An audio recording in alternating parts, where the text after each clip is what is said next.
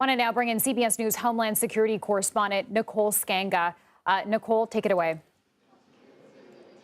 Hi there. I am joined by the D.C. Mayor, Muriel Bowser, who's here with me. And we are just moments away from Reagan National Airport reopening. So, Mayor, are all systems go? Is it business as usual? And what do you tell travelers who say they might be a little fearful to fly today? Well, first and foremost, our hearts and our prayers go out to all of the families impacted by this horrific collision. I am very proud of our first responders in D.C. and in the entire region who have gone into to the conditions such that they are to try to bring everyone out of the river. And so that effort continues.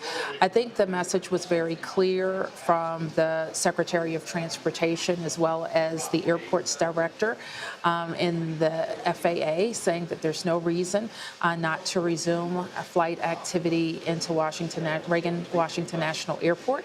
And that's going to happen at 11.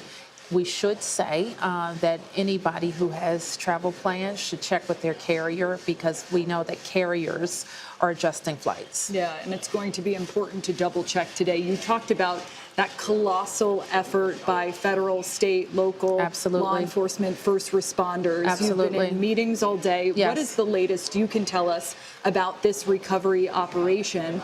And in particular, I mean, it's going to be so critical, this next phase, for bringing some sense of peace and solace to the families of victims, too.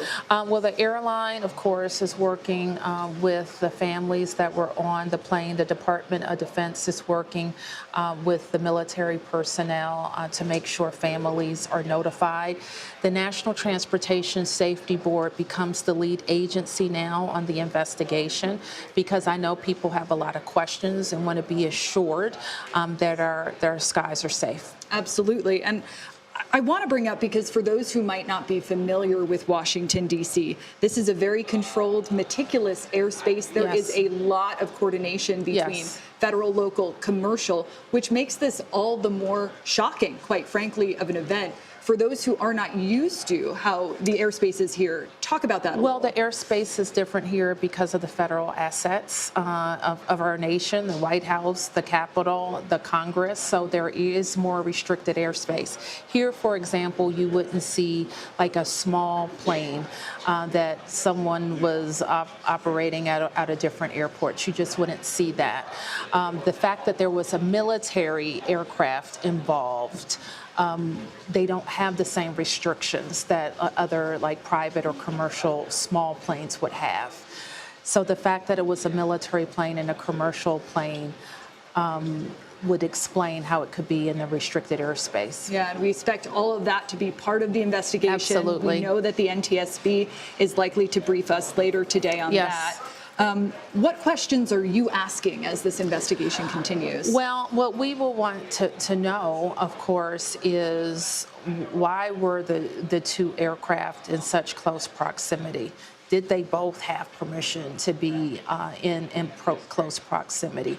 Do we need to make some changes either to the flight plans for the commercial aircraft or for the military aircraft? And certainly we would want to see a pause in some of those flights close to the airport. Yeah, especially those training flights. Lastly, I do want to ask specifically about the victims and their families. Do you have the reassurances from the chief of fire and EMS here that they are going to ensure that every last individual is recovered? Absolutely. And furthermore, is DC planning any services or events or even counseling for some of the families impacted? Well, for sure, we're following the lead of American Airlines, and they have processes in place that they are relying on. We have our own first responders who we will want to support with counseling, who've been in the water, and unfortunately, it's traumatic to be involved in these recovery efforts. So we're going to be supporting them every step of the way. We have a very robust response team in our Department of Human Services, and we'll be ready to be there. Also with families who will likely be coming to our medical examiner's office. Madam Mayor, we know so many of our viewers across the country, their hearts are with us here in Washington, D.C. Yes. We thank you for joining Thank you. CBS Streaming. Thank you. We'll send it back to you in the studio. Nicole Sganga, thank you.